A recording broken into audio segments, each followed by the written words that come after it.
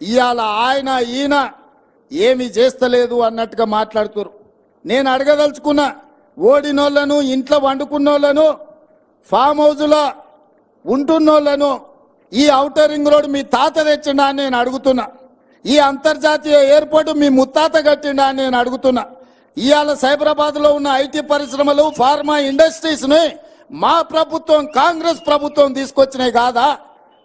అవి తెచ్చినందుకే ఇవాళ హైదరాబాద్ నగరం మహానగరంగా మారింది.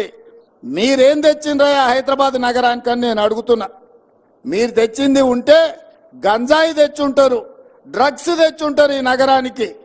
కానీ మేము ఫార్మా కంపెనీలను తెచ్చినాము, ఐటీ కంపెనీలను తెచ్చినాము, అంతర్జాతీయ ఎయిర్పోర్టు తీసుకొచ్చినాము, ఔటర్ రింగ్ రోడ్డు తీసుకొచ్చినాము.